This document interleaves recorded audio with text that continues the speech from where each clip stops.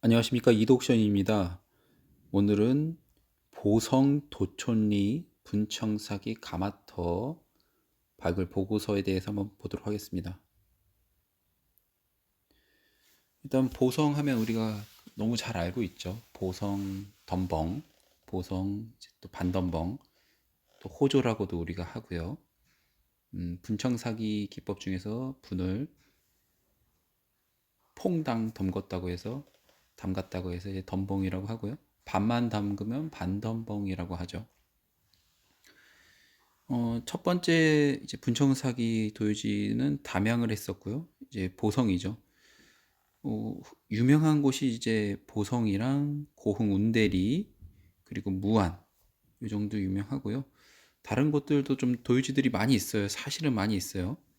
장성도 좀 있고 여수, 뭐 순천 다 있습니다. 전국 어디에나 있는데 다 하면 좋겠지만 최대한 있는 곳 위주로 해서 유명한 곳들은 제가 한번 살펴보도록 할게요.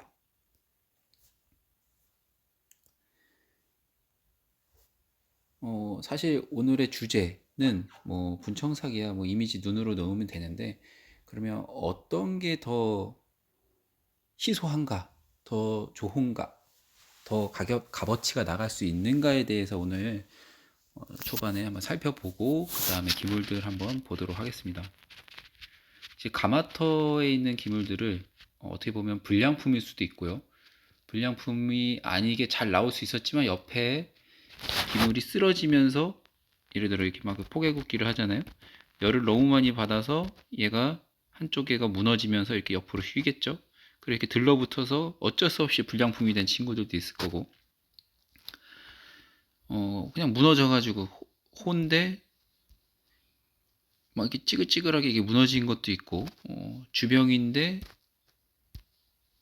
주병이 이렇게 막 옆으로 막 이렇게 휘어버린 것들도 있을 거고요. 뭐 이런 불량품들이 대부분 가마터에서 나오는데 굽을 보고 또 어떤 게 많이 나오고 또 여기서 어떤 게 나오고 또 진품은 어떤 건가 내가 알고 있는 게 사실인가를 한번 검증하는 단계라고 보시면 될 것 같아요. 이제 도편만 가마터 도편만 가지고 이제 또 공부를 하면 분명히 오류가 생길 수 있습니다. 근데 참고 자료를 보시면 굉장히 좋을 것 같아요. 내가 알고 있는 것에 대한 확신 실수가 있죠. 자, 그럼 뭐가 좋은 걸까요? 한번 살펴볼게요. 가마터라고 하기 그렇고 그냥 도유지에서 도공들이 만들 때 제일 많이 만들고 제일 희소한 거를 출토 물건을 보면 알 수가 있을 것 같아요. 먼저 밑에 퍼센테이지가 다 보이는데 가장 많은 게 접시죠. 우리 백자 접시 기준으로 봤을 때 가장 싼 게 접시가 가장 싸죠. 그 다음에 많은 게 발이 많고요. 그 다음에 종지나 소발 뭐 이어지겠죠. 같이 합치면은 이 정도 퍼센테이지 되고요. 그 다음에 병이랑 호, 그 다음에 잔. 정말 희소한 게 괴준. 그 뚜껑도 있고요. 고족배라고 하는 거 아시죠? 이렇게 생겨서 다리가 이렇게 넓은 거고요. 괴는 뭐 이렇게 커다란 네모 같은 거에 막 뾰족뾰족해서 이렇게 생긴 거고요.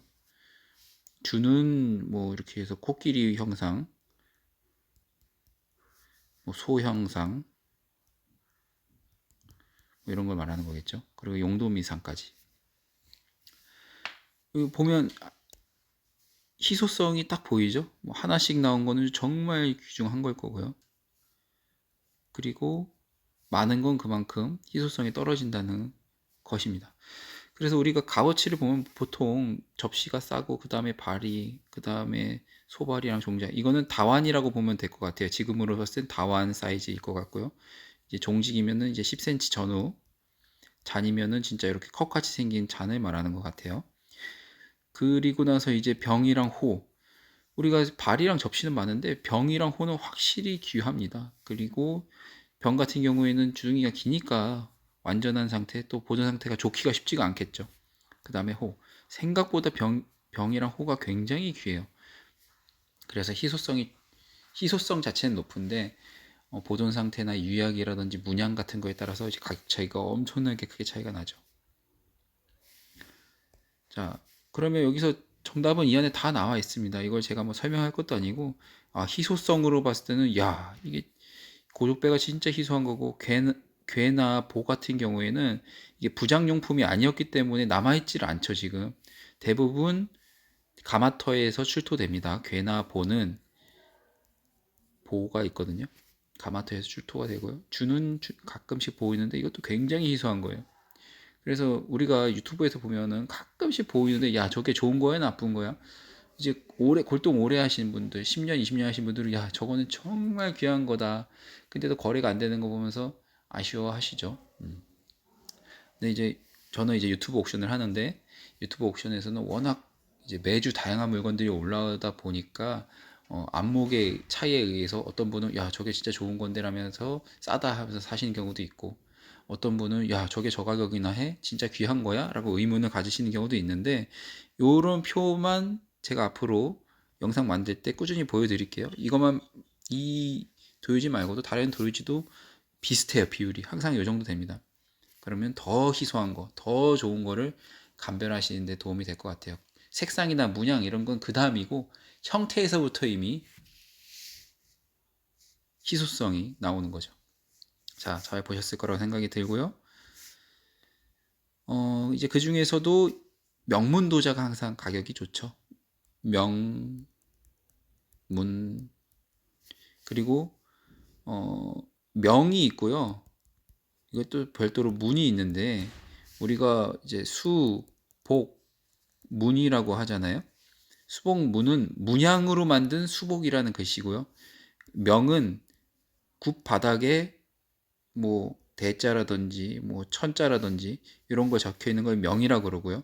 문은 전면에 수나 복이나 뭐 문양을 말하는 거예요. 네, 그런 걸 의미하고, 여기서 말하는 명문은 예빈이 적혀 있는 명문이 도천리부터 해서 고창, 공주, 학봉리, 연기군, 천안, 영동, 진천, 예비 만들어진 데는 다 최고급품 만들던데요. 네, 이렇게 발견이 됐다라는 참고 자료 보시면 될 것 같습니다.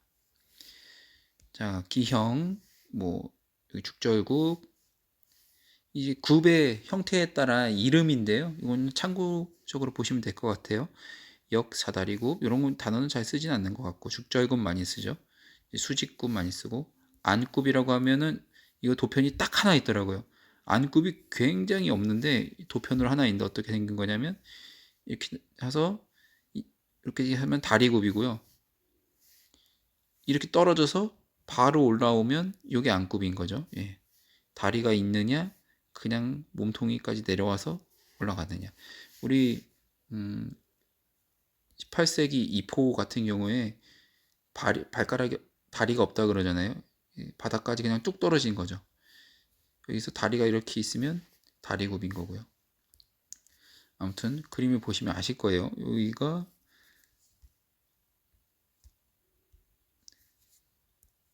끝까지 떨어졌다는 거죠. 몸통이 끝까지 떨어졌습니다.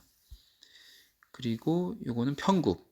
굽이 평평하다 해서 평굽인데 뭐 약간의 굴곡은 있을 수 있어요. 근데 거의 평평하면 평굽이라고 하죠.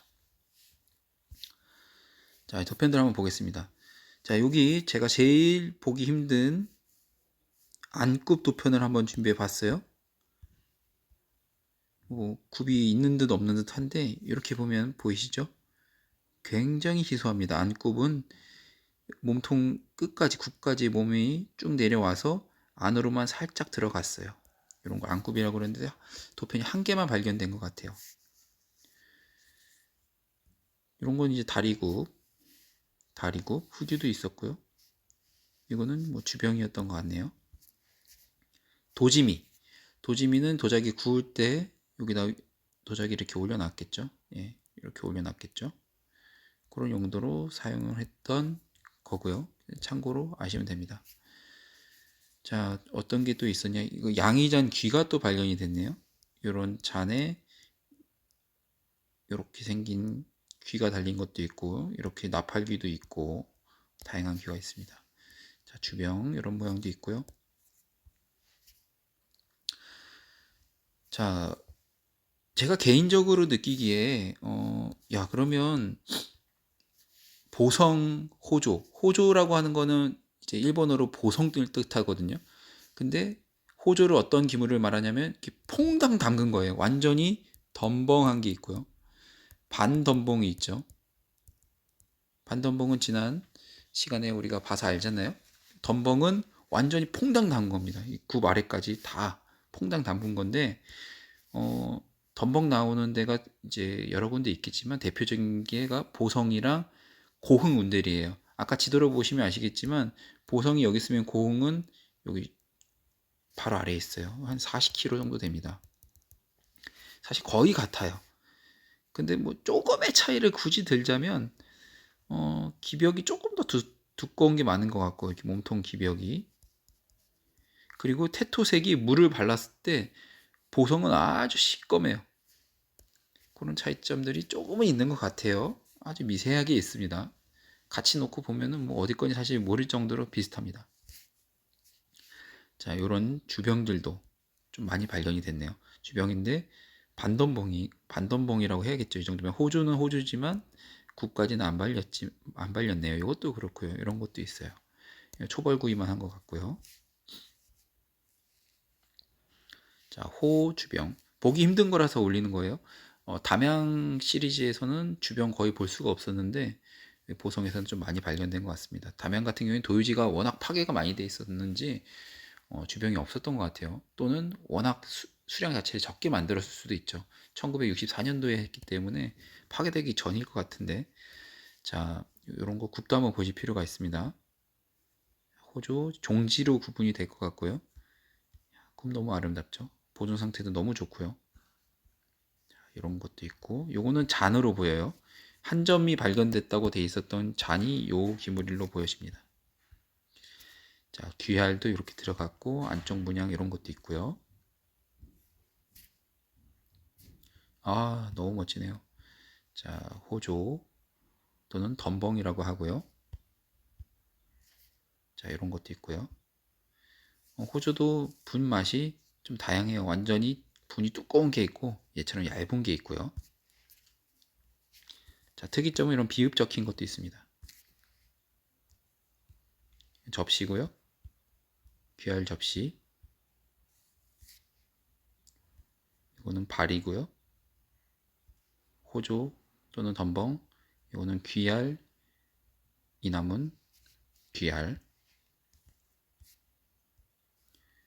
발이고요. 자, 이 페이지는 제가 꼭 보고 넘어가야 되는데 우리가 보성 반덤벙, 반덤벙 얘기를 많이 하는데 이런 반덤벙을 말합니다.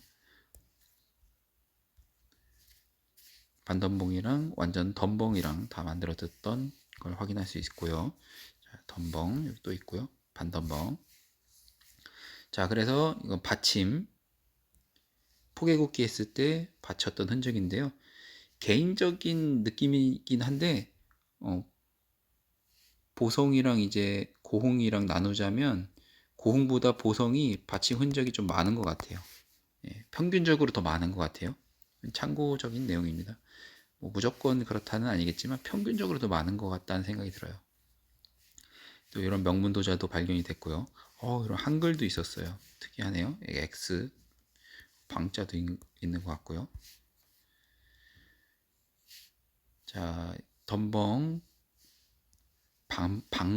방법 차이인데요. 여기 분이 좀 얕고 얘는 두텁고 또 이런 굿받침 흔적도 있었다는 거 보시면 될 것 같고요. 자, 철화로 이런 도안도 있었다는 거 그리고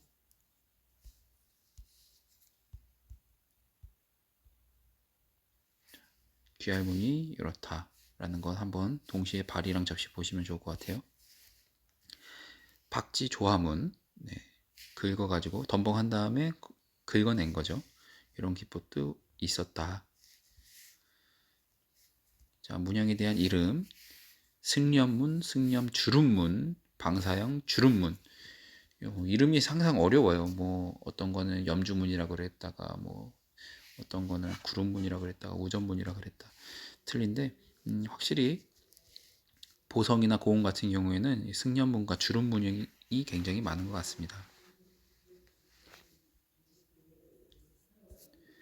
자, 이렇게 오늘도 분청사계 도유지 한 군데 살펴보았고요.